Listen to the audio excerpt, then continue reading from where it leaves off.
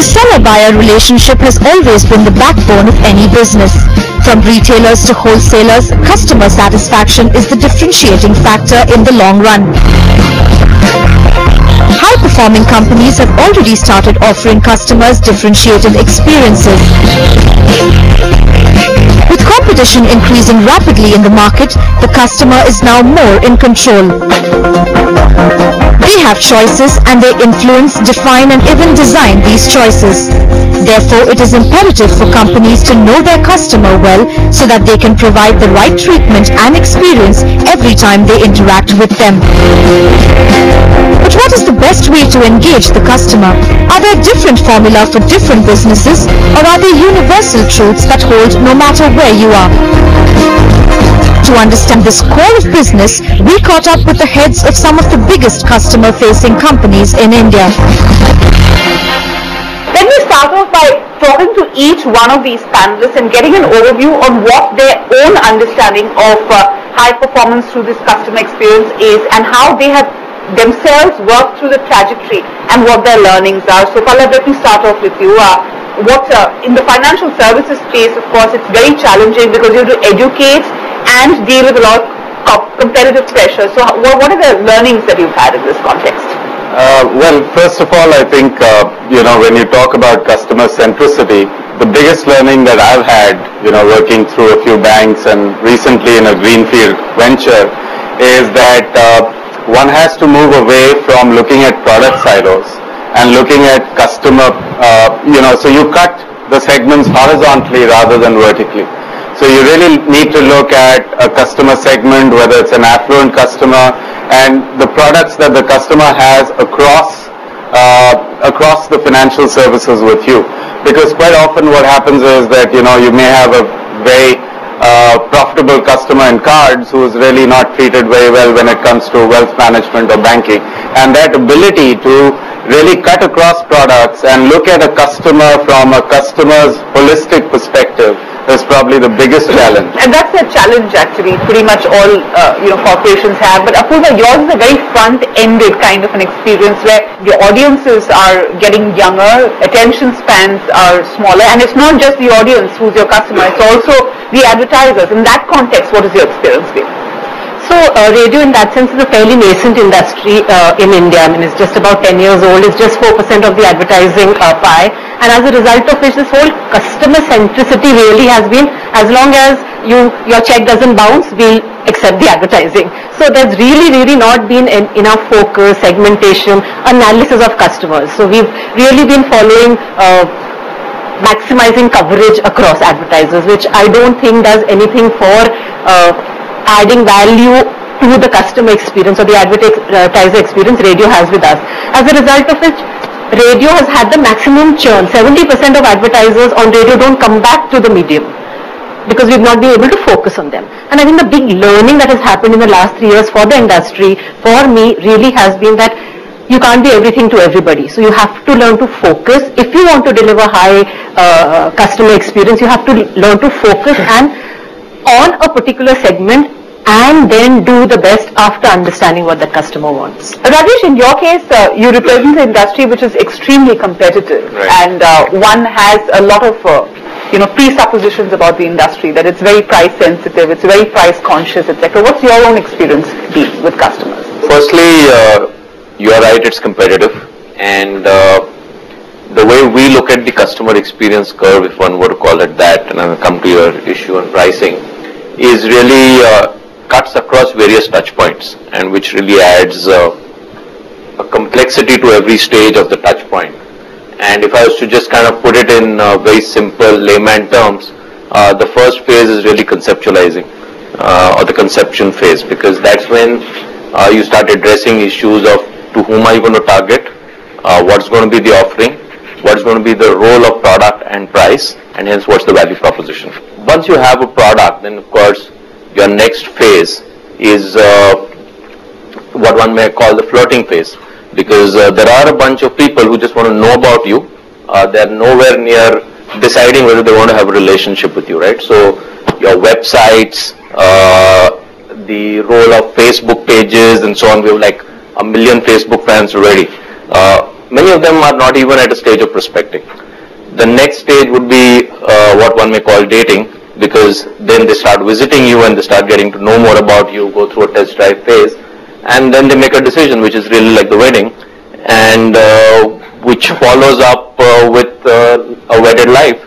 So you got a lot of extra questions around that. So we will come to that. You didn't get to a possible divorce or extramarital affair, which is also possible in this space. Yeah, that's the phase we don't want to do. Okay. Anurag, in the communication space, we often talk about telecom as something that has been able to transcend many markets, go deep into India and understand the needs of rural India. Now, in your own context, with so many different customer relationships that you manage, what is the evolution been within that? As we have seen, the telecom industry has had a fantastic growth in India. The challenges come from this growth itself. How does a company manage 3 to 4 million new customers every month? How do you manage a base of 128 million customers? How do you make each one of them feel special? So these are some of the challenges of scale. The other part of the telecom industry is that I think our telecom market is one of the most competitive markets in the world. We have 10, 12 operators in each of the circles. There's no such competitive intensity anywhere in the world. The third challenge, which is the cost challenge. I think this is one of the few industries where the cost to the consumer has been coming down every year, ever since its inception. So how do you manage the increasing customer expectation with the reduced ARPUs? So for us, the journey has been absolutely fantastic from the point of view that we had to innovate, we had to find out new ways of working, we had to develop partners in the market who would help us in our journey. Ushit, in the case of Future Group, you're in the retail space, you've pretty much mapped a lot of India, you have a lot of regional variations, you were talking about it earlier. So in your own experience, what is the learning been? I think there are many learnings, and the joy in life is that you keep learning with Indian customers. We localize very, very heavily. Whenever we go to a new town, a team will descend on the town, it'll spend a week in the town, it'll observe what people are eating, how they're dressing, where they go to pray, how they socialize. We take all that information and then we decide what type of stores we're going to have, and then we decide what products we're going to stock in the stores. But that was in the old days. Life was easy then. Life has become a little more complicated now. We now have a finance vertical, and we want to sell to our 200 million customers credit cards and loans. We now have an insurance vertical. They want to sell micro insurance. So how do you put a customer experience and have that insurance experience embedded in the store? To add to that, we have an online presence. There's another different customer experience altogether there. How does that tie into what the store expects? To add further to that, we've obviously got social media, and like you, there's hundreds of thousands of customers who are coming on board every day. That has a major impact. That's another touch point for us in our customer experience. And finally, we've launched our own mobile network in the next 1 or 2 months. That's going to go national. So life has become more complicated, but we continue to stay ahead because we continue to focus at a very micro level on the different communities within India. We do a tremendous amount of studying on all of the communities in India. It's a highly, highly fragmented country. And that's, I think, the key to how we continue to have a differentiated customer experience. Is that how it is, that customers have different issues and every company will have to constantly innovate, look at individual problems and address them? Before I answer the question, I'd like to give the example of the industry we're in, because the consulting industry is not prevented from having a customer experience. Actually, when you think about it, the level of interaction we have with our customers is probably one of the highest out of all the industries we mentioned now. When we deliver our product, we are constantly in interactions with our customer, usually on customer sites. So which interactions do you choose that are the relevant one? Where do you invest the most? Very, very difficult. So we had our own learnings in terms of customer experience. And one of the answer has been, and that's to answer the question, and for us where it boils down to, very early in the process to get it right in customer experience is to make choices. So the 3 choices you're going to make. You've got to define where you're going to be dominating in the market. You're going to be the sole, this is going to be your brand, your logo. Where is it that When you want this type of product, or when you think of that brand, that's what you got. I mean, in our case, which was high performance. I mean, reliance and simplicity is probably where it goes. And all of us needs to make those right choices and make sure then there's consistency in customer experience. The second part is, and that's what you need to understand competition very well, is around differentiating. So once you know where you dominate, it's not going to be enough. You still going to have to differentiate in some other aspects. And finally, the hardest choices is where you're not going to do anything else, where you're going to agree to be at parity, not sub-parity, but parity, and to agree that where you're not going to make the investments there, you're just going to make sure you stay in the market, you just pay the entry ticket. Once you make those choices, you need to orchestrate everything so it aligns to that, but sometimes just getting the leadership team to agree and make the right decision for the direction in terms of customer experience is the most difficult. How much of customer experience determines what you do with the product? I mean, how much do they determine the product? Well, like I said a little while back, we actually do two things which work to try and capture what the customer wants by way of product development. One is something we call the RFE, which is a rational, functional, emotional grid. Right? So, for example, if your engine is rational, the power that it gives is functional, and the thrill that it gives is emotional. Right? So, how much laddering can you do from a rational, functional, and emotional level to help you finally decide what you want? Because each emotional benefit needs to drill down to what your functional benefit is and what your rationale is, which is really the basis of a product development. So we deploy something called an RFE, which goes into every aspect of what the customer wants. We use something called PALS, which helps us prioritize. So features and benefits where we want to be leaders, where we want to be equal to competition, or maybe even below. Right, so a lot of this comes out of customer interaction, customer insighting, the ethnographic kind of research where we spend time observing people. There's something else we're doing now which we call customer perceived quality. And customer perceived quality is really that which is not easy to define by way of specifications. Right, so for example, do you get the smell of a new car when you get it? Right, now that's a very important part of perception, very hard to measure. But a lot of this starts influencing, the way a customer starts believing in your product. I believe that knowing what the customer wants is as complicated as knowing what a woman wants. Their requirements are ever changing. So one of the surrogate measures that we do in telecom is to look at their behavior. Because in telecom, you would know when the customer uses phone, where is he using phone, is he using it on the road, is he using it with his home place, is he using it in the night. So we know the customer behavior, we know what he uses for, which places he calls. So if we can do data mining on this knowledge, I think that is a tremendous power we have in the telecom industry. Because we have been going and asking customers what they want, and it is evolving. I've often heard it said, Oshit, that when you walk into a store, how things are placed determines.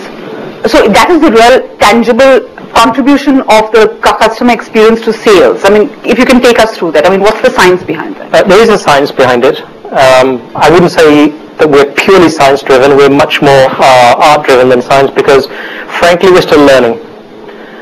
Equally, the Indian consumer is still experiencing the idea of an organized store that's air conditioned, where there is a large range available, where the assortment is very high, is new to the Indian consumer.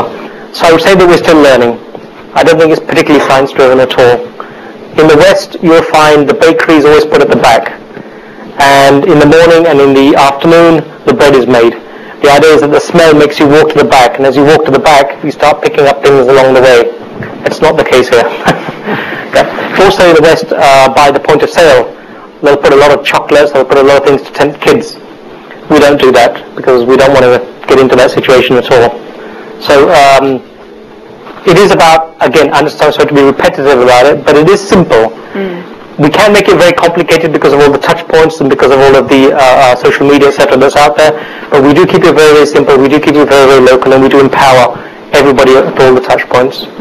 Apurva, you spoke about how your customer is the advertiser, but yours is a far more niche customer in that sense. You don't have the the problem that Anurag has is having, a rural customer, many kind of faceted customer. Is it easier, or in a way, is your customer actually the consumer? Because, the ratings are dependent on that, and hence your advertiser is dependent on that. How does it work for you? So it works on two parallel tracks. Obviously, the end paying consumer for us is the advertiser, and there is enough segmentation. So there's a corporate customer, there's a retail customer. Retail wants footfalls or walk-ins into his shop. A corporate customer wants brand building out of whatever advertising he does on radio. So the expectations or usage of radio is very different. So there is enough of segmentation happening there.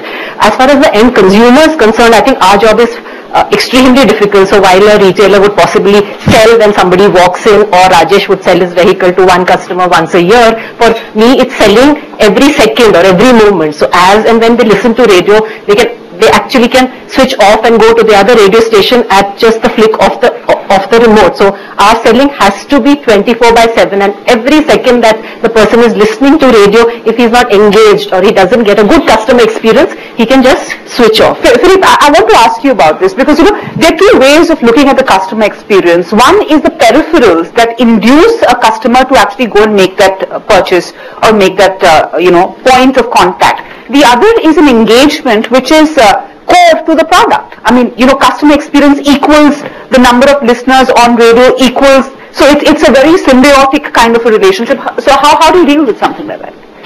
I think in every industry you would have that issue, and I don't think they are antagonistic, or the way you present it seems that they're different. I think they're one of the same. I think a lot of us are exposed to product and services that we don't necessarily engage directly with, but we could decide, you know a lot about them, and we form an opinion, more importantly, about them, and we have, I'm a strong believer that we have a customer experience with a lot of product, even if you're not the customer of that product. So the ability to be consistent across what you want people to say about your product, hear about your product, feel about your product, even though they're not engaged with you, is as important as the actual interaction that you have with your customer. So is perception as important as the actual? Perception is more important than reality. Perception is more important. It is more important. Why? Because perception is reality in that case completely. People are more forgiving with brands that they like. They will accept inferior product and higher price because they like a brand, or because there is an image attached to it, or a status.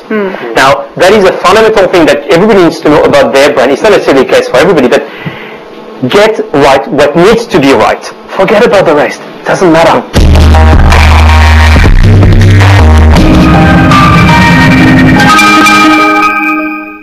One presumes, and I'm not too sure whether I'm right, but one presumes that radio has a much younger demographics of listeners, and also listeners who can flit very easily from. They have very small attention spans. In television, it's supposed to be 3 seconds. So I don't know how much it is, which is terrible. But tell me, does the new age media platforms become a very important tool for you then to engage and create that experience? Because today, everything is becoming mobile, especially with the computer getting onto your handset, or the radio getting into your handset. Everything is mobile. So how important is that as a tool of engagement? To answer your first question, actually the radio listenership broadly follows the population pattern. So there's really not very young listenerships. It's really what demographics of the country would be. Okay. Having said that, radio today is having to compete with the traditional media in terms of television and print, at the same time with new age, because it has come into the country at a phase that traditional media has established its place under the sun, and new media is really taking away the attention span of or the time that people would have otherwise spent on radio. So yes, new media is becoming very important for us, especially given the fact that between internet usage and radio listenership, there is a very high duplication. So people are working on the computer, listening to radio. People are traveling and listening to radio. Today, 26% of listenership is happening through the mobile phone. So we are using a lot of new age media. So we've put Radio City on the web. for example. So there is that listenership that is coming back onto the terrestrial medium for us. Pallav, very often what happens is your customer experience, you might have great intentions, but an external aspect comes and ruins your customer experience. In the financial services space, you need a bad market day to get most of your customers pretty bugged with you, right. Because your returns are suddenly low. So in that kind of a case, what are the challenges that you face? The most important thing in that situation is to be proactive and to have triggers to be in touch with the customer before the customer calls you.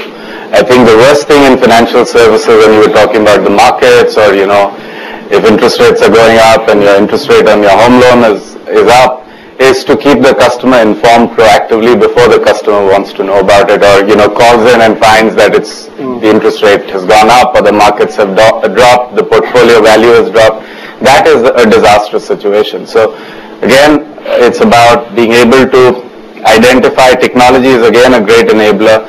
Identify, whether it's like sending a portfolio update to a customer, which could be triggered off by the back-end system, and being able to contact the customer and share the bad news, because there is always going to be bad news as well as good news. So that's an important aspect. So is customer experience and what you're going to do with it also going to be uniquely an Indian phenomenon, or are there certain universal truths that can be superimposed, certain analytical tools that can be superimposed to guide that? How do you see it kind of evolve? I think that's a really good question, and I do align with the thinking that is around here.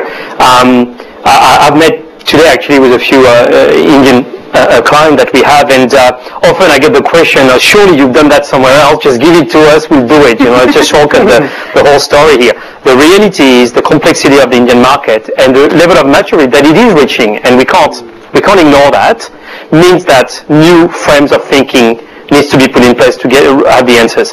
Now, there are some learnings you can take.